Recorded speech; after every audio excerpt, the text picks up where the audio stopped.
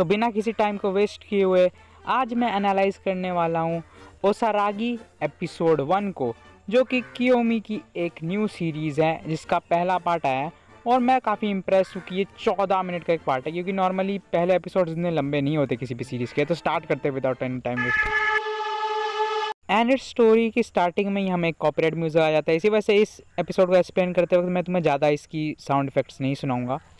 Starting में ही हमें इसका टाइटल ओसारागी दिखाया जाता है एंड इसके बाद हमें एपिसोड टाइटल भी दिखाया जाता है, जो कि है द पास्ट ऑफ ओसारागी। मीनिंग इसमें हमें मेन कैरेक्टर ओसारागी के बारे में पता चलने वाला है। और फिर उसके बाद हमें इस सीरीज़ का पहला सीन दिखाया जाता है, जहाँ पे हमें कुछ रिपोर्टर्स दिखाए जाते हैं। ऑल्सो मैं एक चीज़ पॉइंट आउट करना चाहूँगा कि सारे के सारे फीमेल रिपोर्टर्स का तो ठीक है, बेचारे मेल रिपोर्टर को कंप्लीट एनसीपी बना दिया। वेल मे बी ये एक मिस्टेक हो सकती है, but let's just ignore it, क्योंकि ये इतना वेल्युवेंट नहीं रहता स्टोरी में आगे जाने के बाद। Breaking news once again, Osaragi, who called as a black bride, killed one man as you see in this picture. She cut it off his skin fully, we heard, at here at P few girls when he target her. He did. I hope कि तुम लोगों ने ये scene ध्यान से देख लिया होगा, और मैंने सीन तुम्हें देखने इसलिए दिया क्योंकि ये पूरे के पूरे एपिसोड में एक लौता ऐसा सीन है जिसमें वॉइस एक्ट थी। लेकिन इस सीन में काफ़ी सारी इन्फॉर्मेशन भी पता चलती है, और इस सीन में मैं कुछ ऐसे भी चीज़ पॉइंट आउट करना चाहता हूँ जो तुम लोगों ने शायद मिस कर दिए होंगे। जैसे फर्स्ट, ओसारागी को ये लोग ब्लैक ब्राइड के नाम से जानते हैं, और ये ऐसा क्यों होता है वो मैं तुम्हें आगे बताऊंगा। ऑल्सो जिस तरीके से इस आदमी को लटकाया गया है इस पूरी तरीके से स्किन उतार के, ये एक रेफरेंस हो सकता है स्लॉटर हाउसेस में एनिमल्स के साथ जो किया जाता है। ऑल्सो ये पागल रेबीज़ वाले जानवरों के साथ भी कुछ बार किया जा सकता है, क्योंकि उनकी स्किन थोड़ी रेयर होती है। मे बी ये यही रेफरेंस होगा, क्योंकि इसके हरकतें भी भेड़े जैसी ही थी। ऑल्सो इस रिपोर्टर के एक्सप्रेशन एकदम न्यूट्रल हैं, जो कि एक रिपोर्टर के एक्सप्रेशन होने चाहिए किसी भी न्यूज़ को बताते हुए। हाँ, हर कोई अर्नब गोस्वामी नहीं होता। Suddenness, the sheer suddenness of the move, the unexpected nature of the move, the unpredictability of the move, the fact that there was no warning to the also ये डिटेल भी अच्छी है कि सारे के सारे कैरेक्टर्स को एक फेस दिया गया है, ताकि हम डायरेक्टली पता ना लगा सके कि कौन मेन कैरेक्टर है और कौन साइड कैरेक्टर है। वेल, अब कुछ चीज़ें जो मैं पॉइंट आउट करना चाहूँगा, which are some mistakes. Well, first of all अगर तुम ध्यान से देखोगे तो तुम्हें दिखेगा कि रिपोर्टर किसी चीज़ के ऊपर बैठी ही नहीं हुई है। अब ऐसा भी हो सकता है कि ग्रीन स्क्रीन या ब्लू स्क्रीन की वजह से वो चेयर ना दिख रही हो। एंड ऑल्सो अगर तुम ध्यान से देखोगे तो टेक्सिस में भी कुछ मिस्टेक्स हैं, लाइक न्यूज़ को न्यू कहा गया है। एंड अगर तुम पिक्चर को ध्यान से देखोगे ना, इस आदमी को जो स्लॉटर किया गया है, ध्यान से पिक्चर को देखोगे जूम इन करके, वैसे तो ब्लर है, तो तुम नोटिस करोगे कि इसके कपड़े अभी भी इसने पहन ही रखे हैं। अगर स्किन उतारी गई है तो कपड़े अभी ऊपर ही कैसे है। Well, these are some small mistakes जो कि आगे जाके चेंज की जा सकती है। तो अब आगे बढ़ते हैं नेक्स्ट सीन की ओर। और इसके बाद हमें ओसारागी को दिखाया जाता है, जो कि एक कार में बैठ के यही न्यूज़ देख रही है और किसी से बात कर रही है। और सिंस इस वीडियो के आने से पहले कियोमी ने इन सारे कैरेक्टर्स का एक इंट्रोडक्शन वीडियो भी डाला था, तो मैं उस वीडियो की क्लिप्स की में से तुम लोग को बताता हूँ कि कैरेक्टर्स एक्चुअल में है कौन। तो ये है ओसारागी, जिसकी उम्र है 23 साल, जो कि क्रिमिनल है, मोस्ट प्रॉब्ली एक असैसिन, क्योंकि उसका बिहेवियर भी वैसा ही है। ओसारागी थोड़ी सी साइको और वायलेंट है, और वो इनोसेंट एक्ट करती है। इसमें मैं कुछ और पॉइंट्स भी ऐड करना चाहता हूँ, जैसे ओसारागी का एक्चुअल नेम ओसारागी शायद नहीं होगा, क्योंकि असैसिन्स मेनली अपना नेम कोड नेम ही रखते हैं। और दूसरी बात, मैंने अभी अगर तुम लोग रियल लाइफ हिसाब से जाओगे ना, तो ओसारागी की हाइट एक्चुअल में बहुत छोटी है, क्योंकि जो कटानास होती है ना, जो ओसारागी ने अपने हाथ में पकड़ी है, रियल लाइफ में सिर्फ और सिर्फ 2 से 3 फीट की होती हैं। तो या ओसारागी की हाइट मुश्किल से 5 फीट है। उसके बाद हम देखते हैं कि ओसारागी के साथ कोई बात भी कर रहा है, जो कि एक्चुअल में एक ड्राइवर है, और मे बी ये ओसारागी का असिस्टेंट होगा, क्योंकि काफ़ी सारे हाई रैंक असैसिन्स, डिटेक्टिव्स, यहाँ तक कि पुलिस ऑफिसर्स के भी असिस्टेंट होते हैं, ताकि पहली बात तो हाई रैंक को थोड़ा आसानी हो वो केस सॉल्व करने में या मिशन कंप्लीट करने में, और जो लो रैंकिंग वाला असिस्टेंट है उसे थोड़ा और एक्सपीरियंस मिल सके। बट टू बी ऑनेस्ट अभी तक मुझे पता नहीं है कि ये कैरेक्टर कौन है।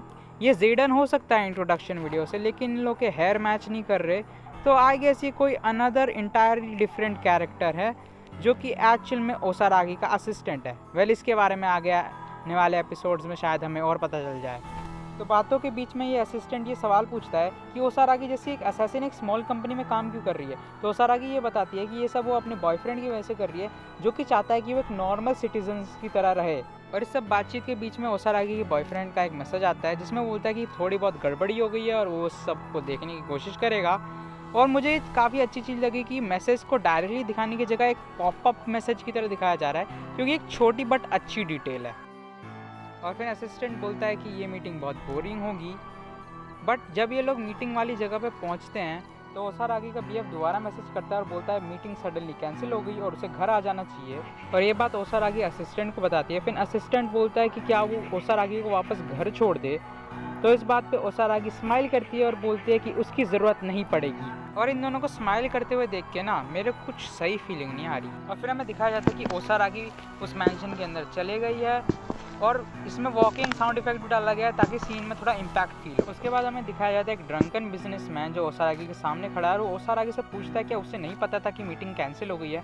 और फिर ओसारागी को बोली बोलता है और फिर बोलता है कि चलो थोड़े मज़े करते हैं। और इस बात पे ओसारागी उसका काट देती है। हाँ, अरे इसका तो मोए मोए हो गया।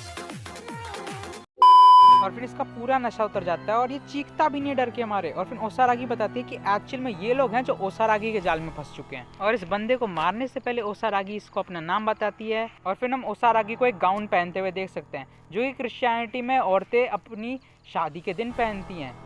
शायद इसी वजह से ओसारागी को द ब्लैक ब्राइड कहा जाता है।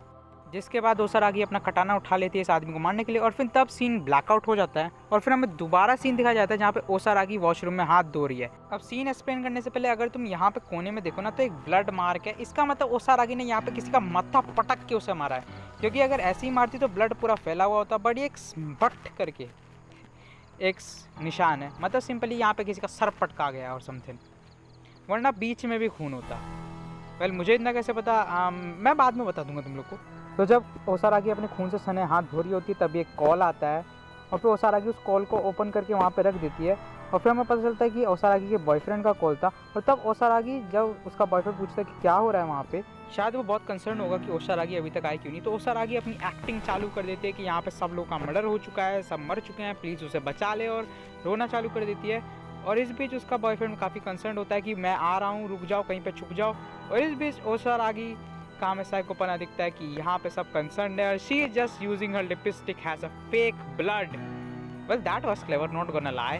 और फिर सीन शिफ्ट होता है जहाँ पे हम दो पुलिस वालों को देख सकते हैं जो कि आपस में बात करें। तभी एक और पुलिस वाला पूछता है कि क्या तुमने किसी को जिंदा ढूंढा। और फिर ये फीमेल ऑफिसर बताती है कि हाँ, इन लोगों ने हर जगह देखा और इन्हें 60 लोग मिले हैं जिनका मर्डर हो चुका है, उनको पीसेस में काटा गया है, पर ये नहीं पता पाएगी कि किसने किया ये सब।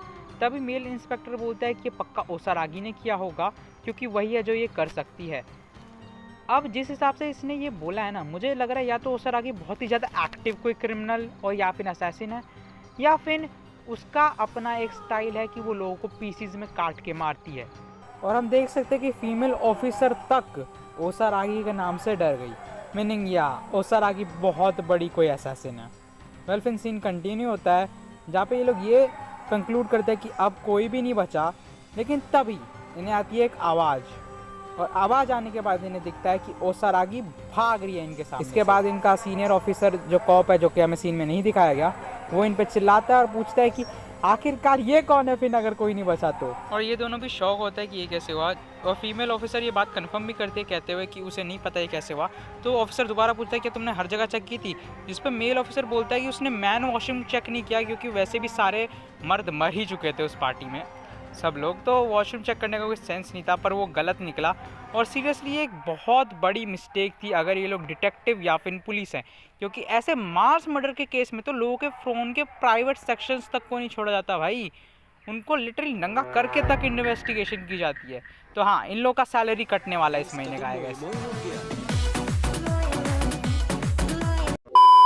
उसके बाद सीन शिफ्ट होता है जहाँ पे हम देखते हैं कि ओसारागी की यहाँ पे एक फ्रेंड आई है जिसका हमें नाम नहीं पता, जो कि ओसारागी को सेफ देख के काफ़ी ज़्यादा रिलीफ फील करती है और उसे गले लगाने वाली है। लेकिन ओसारागी इस चीज़ को कम्प्लीटली इग्नोर कर देती है और पूछते हैं कि उसका बीएफ कहाँ है, जिसका अभी हमें नाम रिवील कर दिया गया, जो कि है लूसियन। हाँ मैं जानता हूँ एक्सेंट के साथ नाम थोड़ा बदल जाता है, बट इटालियन में यही बोलते हैं यार। तो फिर ये कैरेक्टर बताती है कि लूसियन को एक्चुअली में काम पड़ गया था, इसी वजह से उसने इसको ओसारागी को लेने भेजा है। अब ये पूछते हैं कि ओसारागी को कि एक्चुअल में वहाँ पे हुआ क्या था, तो ओसारागी बताती है अपनी एक्टिंग इमेज से कि वो जैसे ही अंदर घुसी खून खराबा चालू हो चुका था और इसने अपने आप को पूरी तरीके से छुपाने की कोशिश की, वो बहुत ज़्यादा डरी हुई थी। और ये सुन के ये कैरेक्टर भी थोड़ी सी घबरा जाती है, बट फिर पीछे से एक ऑफिसर आता है जो कि पूछता है एक्सक्यूज़ मी मिस, कि अगर ओसारागी माइंड ना करे तो क्या वो उसे घर छोड़ सकता है, क्योंकि ऑफ कोर्स अगर सब लोग जो उस मैंशन में थे वो मारे जा चुके हैं और ओसारागी भी इनवाइटेड थी, तो ऐसा हो सकता है कि किलर अभी ओसारागी को खोज रहा हो। वेल हम सबको पता है किलर कौन है, लेकिन पुलिस के पर्सपेक्टिव से तो किलर कोई और है ना, तो दैट मेक्स सेंस। अब ओसारागी ये ऑफ़र पोलाइटली मना करने वाली ही होती है कि उसकी दोस्त बोलती है कि हाँ तुझे जाना चाहिए, तेरे लिए सेफ़ होगा, और ये लूसियान को भी बता देगी कि ओसारागी सेफ़ है। इसके बाद हमें ओसारागी का एक टेंशनाइज्ड फेस दिखता है, जिसके बाद सीन शिफ्ट होता है और हम देखते हैं कि ओसारागी ऑफिसर की कार में बैठी हुई है, और तभी ओसारागी एक रैंडम सी स्ट्रीट पे रुकने को बोलती है, जिस पे ऑफिसर पूछता है कि क्या आप श्योर हो, जिस पे ओसारागी बोलती है हाँ मेरी एक फ्रेंड का घर यहीं पे है, मैं उसके साथ चले जाऊँगी। जिस पे ऑफिसर ओके बोल देता है, अगर आप इतना श्योर ही हो तो मैं आपको यहीं पे उतार देता हूँ। जिसके बाद हमें कैफ़े का सीन दिखाया जाता है, जहाँ पे 2 लड़कियाँ होती हैं, अब एक मेड होती है और एक खारी होती है। और टू बी ऑनेस्ट जितना मैं ओसारागी से शौक नहीं हुआ, उतना तो मैं इससे डर गया। भाई कहाँ हमारी आत्मा में घूर रही है ये? Excuse me, what is this fourth wall breaking right now? भाई what the heck? Mountain Dew, डर का पिकाचू। और तभी ये मेड कहती है welcome to our cafe miss, और ये सुनने के बाद इस दूसरी लड़की को थोड़ा डर लगने लगता है, और फिर हमें इसकी वजह पता चल जाती है, क्योंकि ये ओसारागी होती है जिसके मुंह पे अभी भी खून लगा हुआ होता है, क्योंकि पूछती है कि कैफ़े रात को भी चलता है, तो वो मेड बोलती है कि मैं दिन को सोती हूँ और रात को काम करती हूँ, जिस पे ओसारागी बोलती है oh okay, and I truly like this light hearted jokes, जो कि टेक्निकली सीरियसनेस को थोड़ा कम करे कि हाँ बिल्कुल ही सीरियस जा रहा है, डार्क हो रहा है एकदम, थोड़ा कम करो। और अगर तुम सोच रहे हो कि मेड ओसारागी के फेस पे ब्लड देख के डरी क्यों नहीं, तो इसकी जवाब मुझे खुद कियोमी ने दे दिया था कि उसे लगा कि ये कोई एसेसरी होगी गॉथिक कल्चर में। भाई इस मेड ने बहुत सारी चीज़ें देख रखी हैं, सॉरी माता जी मैंने आपको गलत समझा था। इसके बाद ये मेड ओसारागी को बैठने के लिए बोलती है और बोलती है कि ये जल्दी वापस आएगी, और यहाँ पे हम देख सकते हैं कि लड़की बहुत ज़्यादा डरी हुई है। और फिर जब ओसारागी इसके पास आके बैठती है तो बोलती है कि बहुत टाइम हो गया एक दूसरे को देखे हुए। और फिर हमें इस कैरेक्टर का नाम पता चलता है जो कि होता है लाटी, और इसको इंट्रोडक्शन वीडियो में भी लाया गया था, और इसकी एज है 22, ये एक सेक्रेटरी है और ये बहुत ज़्यादा रोती है और इसे पैसा पसंद है। वेल इतनी इन्फॉर्मेशन थी। वेल इसके बाद सीन में हम दिखाया जाता है कि ओसारागी लाटी से बोलते हैं कि उसने एक्सपेक्ट नहीं किया था कि वो शादी से पहले ही भाग जाएगी, और वो ये भी कहती है कि तुम्हें उसके साथ चल के शादी करनी ही पड़ेगी, चाहे तुम्हें पसंद हो या ना हो, और बोलते हैं कि अगर तुम्हें अभी कोई दिक्कत है तो अभी के अभी बता दो, वरना ये बहुत देर हो जाएगी इस बात को। जिस बात पे ये रो देती है और बोलती है कि मुझे उससे शादी नहीं करनी, जिस पे ओसारागी थोड़ी सी सीरियस हो जाती है और पूछती है उसे घूर के कि क्यों, तो ये बोलते हैं कि मुझे प्लीज़ मार मत देना। इस बात पे ओसारागी बोलती है कि ठीक है पहले मुझे अपना मुंह धोने दो। और फिर एक फ्लावर ट्रांजिशन के बाद हमें इन दोनों को दोबारा दिखाया जाता है, जहाँ पे हिम्मत करके बोलना शुरू कर दे कि वो एक बहुत बड़ा रेड फ्लैग है, वो यहाँ पे नौकरी करने आई थी, शादी करने नहीं। इससे शादी करने के बाद तो वो सोच भी नहीं सकती, बहुत ज़्यादा डेंजरस है। और फिर सांस लेने के कोर्स के बाद ये बोलती है कि सबसे ज़्यादा अजीब चीज़ तो ये है, जब भी वो अपनी फैमिली से बात करता है वो एक भी शब्द नहीं बोलते, लेकिन वो ऐसा दिखाता है जैसे उसे सब कुछ समझ में आ गया। लाइक कैसे? इस पे ओसारागी बोलती है कि हाँ ये अजीब है, पर ये उसका खुद का फैमिली मैटर है। जो बात सुन के लाटे अपना सर नीचे कर लेती है, क्योंकि उसे लग रहा होता है कि ओसारागी उसकी नहीं सुन रही, पर ओसारागी बोलते हैं कि टेंशन मत लो, मैं समझ चुकी हूँ तुम्हारा जवाब, मैं उससे बात करूँगी। और ये सुन के थोड़ी सी चौंक जाती है और वो बोलते थैंक यू, तुमने एटलीस्ट मेरी सुनी तो। इसके बाद अगले सीन में हम देखते हैं कि ओसारागी मेरे से बात कर रही है, प्रोबेबली कोई ऑर्डर दे रही होगी। उसके बाद ओसारागी लाटे को घूर के पूछती है कि तुम्हारा एक कज़न है जिसने एक रात पी थी पर उसके बाद उसने कभी नहीं पी, तो ये बोलती है हाँ पर तुम्हें कैसे पता चला। और कुछ देर बाद साइलेंट के बाद लाटे ओसारागी को घूरने लगती है, और फिर हमें एक सीन दिखाया जाता है जहाँ पे हमें दिखता है कि इसका जो ड्रंकन कज़न था वो ओसारागी से मिल गया था उस पी हुई रात में, और वो ओसारागी को गले लगाने जाता है पर ओसारागी उसका हाथ पकड़ लेती है। और फिर अगले सीन में भी दिखाया जाता है कि ये बस कच्चे में सड़क पे पड़ा हुआ है, और सीरियसली सोचो कितनी एम्बैरेसमेंट सिचुएशन होगी। इसने पी रखी थी भाई, इसे याद भी नहीं होगा कल रात क्या हुआ। ये बस सोच रहा हो बाप रे पीने के बाद ये होती है, अगली बार से कभी नहीं पीऊँगा, और ये कच्चे में ही घर गया होगा, बाप रे। जिसके बाद सीन दोबारा प्रेजेंट में शिफ्ट होता है, जहाँ पे लाटे ये सुनने के बाद पहले तो बहुत चौंकती है, उसके बाद ओसारागी की तरफ अपना हाथ बढ़ा देती है, और फिर ओसारागी पूछती है क्या, तो वो बोलती है कि मेरे कज़न के कपड़े तो लाओ दो, तो ओसारागी बोलती है मैंने तो उन्हें समुद्र में फेंक दिया था। जिसके बाद लाटे पूछती है अच्छा ये बताओ बॉस क्या कर रहे हैं आजकल। तो फिर हमें सीन बदला हुआ दिखाया जाता है, जहाँ पे हमें एक बंदा दिखता है जो बोलता है भीख मांग रहा होता है कि प्लीज़ सर मुझे जाने दो, मैं दोबारा ये नहीं करूँगा। और फिर बोलता है अपने आप को समझाना ये। और फिर हमें एक न्यू कैरेक्टर को देखने को मिलता है जो कि इंट्रोडक्शन में वीडियो में भी था, जो कि है केरेन, जो कि एक 28 साल का क्रिमिनल गैंग लीडर है। और ये बहुत ज़्यादा काइंड साइकोपैथिक है। ऑल्सो ये कुछ टाइम बहुत भोंदू काम भी कर देता है। तो इसके बाद केरन बोलता है कि अब कुछ भी समझाने की ज़रूरत नहीं और अब मर जाओ, वो मशीन इधर को लाओ इसके लिए। और तभी हमें कुछ अजीब सी आवाज़ आती है और फिर पता चलता है कि एक मेंबर ने दूसरे मेंबर के ऊपर उल्टी कर दी है, जिस पे केरन बोलता है कि यहाँ पे गनगदी मत करो, पर वो मेंबर बोलता है कि सॉरी, ये देखने के बाद ये रुक नहीं पाया और बाहर उल्टी करना इजाज़त ही नहीं है। और फिर दूसरा मेंबर भी बोलता है भाई क्या किया तूने। और फिर हमें एक मशीन की आवाज़ आती है जिसकी वजह से इस बंदे को मार दिया जाता है, जिससे केरन के मुंह पे भी छींटे उड़ जाते हैं खून के। अब मैं काफ़ी क्यूरियस हूँ कि ये मशीन कौन सी थी, क्योंकि अगर तुम्हें नहीं पता, इसकी आवाज़ से और जो बंदे की स्क्रीम नहीं आई मरने के बाद भी, इससे पता चलता है कि उसको एकदम झटके से मार दिया गया है। पहले मुझे लगा था कि ये सर काटने वाली मशीन होगी, ये वाली, बट उसकी आवाज़ डिफरेंट होती है। तो मे भी ये कोई ब्रूट फोर्स वाली मशीन होगी, जैसे बेसबॉल बैट से कोई धड़ाक से मारता है, ये वैसी ही कोई मशीन होगी ही। लेकिन अभी तक हमें ये मशीन दिखाई नहीं गई है, तो मैं श्योर नहीं हूँ। तुम लोग कमेंट्स में बता सकते हो तुम्हें क्या लगता है कौन सी मशीन थी। इसके बाद केरन एक साइकोटिक स्माइल देता है और बोलता है कि हाँ, ये बहुत बढ़िया था, लेकिन हमें मशीन को और भी अपग्रेड करना चाहिए ताकि ये और भी ज़्यादा भयानक हो सके। जिस पे मेंबर बोलते हैं हाँ, ये बहुत कूल आइडिया है।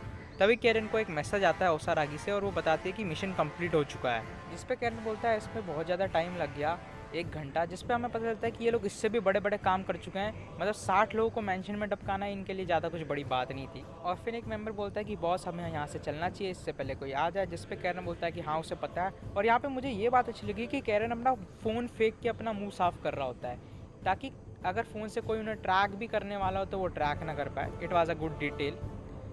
इसके बाद केरन बोलता है कि चलो यहाँ से चलते हैं। जिसके बाद सीन शिफ्ट होता है और हम देखते हैं ओसारागी के असिस्टेंट को, जो कि खड़ा खड़ा सो रहा होता है। और तब यहाँ पे ओसारागी आती है और उस पर चिल्ला देती है कि तुम्हें सोने के लिए किसने कहा। जिसके बाद ये असिस्टेंट थोड़ा सा डर जाता है। उसके बाद ओसारागी इससे बोलती है कि चलो यहाँ से चलते हैं, जिस पे बोलता है यस मैम। और फिर ये लोग कार में बैठ के यहाँ से जाने लगते हैं। और तब ये असिस्टेंट साइलेंट तोड़ते हुए ओसारागी से बोलता है कि क्या ये एक सवाल पूछ सकता है। तो ओसारागी बोलती है कि क्या हुआ।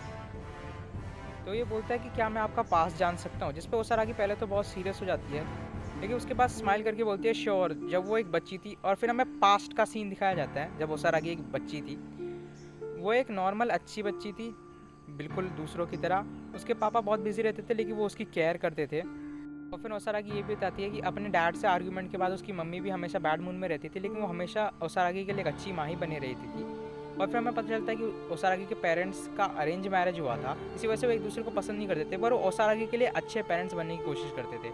और फिर उसमें हमें पता चलता है कि ओसारागी बचपन में केरन से भी मिली थी किसी तरीके से, लेकिन सब कुछ परफेक्ट नहीं होता। और फिर हमें पता चलता है कि ओसारागी उसके 5 मेल टीचर्स हरास करते थे। और एक दिन एक मेल टीचर उसे पकड़ के एक रूम में भी ले गया था कुछ बुरा करने के लिए, पर ओसारागी वहाँ से कांच तोड़ के भाग गई। और एक सीन एक टीचर ने भी देखा था।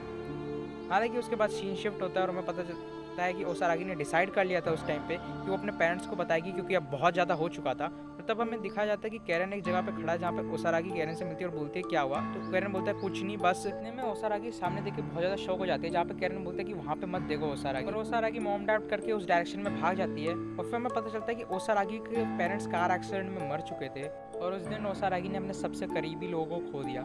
जिसके बाद ओसारागी केरन के साथ शिफ्ट हो गई, क्योंकि कोई और रिलेटिव ओसारागी की केयर रखना नहीं चाहता था और केरन अकेला था जिसने ओसारागी को पाल के बड़ा किया। फिर जिसके बाद सीन प्रेजेंट में शिफ्ट होता है, जहाँ पे ओसारागी सैड आवाज़ में बोलती है कि उस दिन उसने जिस भी चीज़ को चाहा था वो सब खो दी। जिस पे असिस्टेंट बोलता है कि मुझे माफ़ कर देना, मैंने ये पास पूछा। और फिर मैं पूछता है कि उन 5 मेल्स टीचर्स का क्या हुआ, क्या तुमने कभी उनसे रिवेंज लिया। तो उस पर ओसारागी बोलती है हाँ, मैंने उन्हें शांति में जला दिया। जिस पे असिस्टेंट बोलता है कि उनकी आत्माओं को शांति डिजर्व नहीं करते, दे डोंट डिजर्व पीस। लेकिन उसके बाद वो रुक के बोलता है कि मैं आज तुम्हें डंपलिंग बाय करके दूंगा हैज़ अ ट्रीट।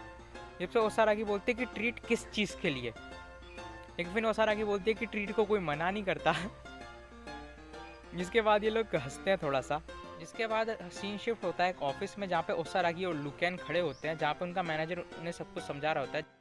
और एपिसोड में फाइनली हमें लुकैन दिखता है और इसकी डिटेल भी हमें इंट्रोडक्शन वीडियो में बताई गई थी, तो मैं तुम्हें बताता हूँ। तो एक 26 साल का मैनेजर है और बहुत ही इनोसेंट है। और फन फैक्ट, ये ओसारागी के लिए कुछ भी कर सकता है। वेल, इसके एक्सप्रेशन से ही दिख रहा है कि ये बहुत ज़्यादा इनोसेंट और लॉयल है।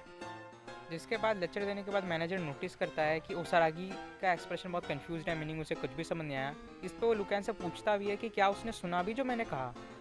तो लुकैन ओसारागी को देखता है और बोलता है कि शायद नहीं। I guess no.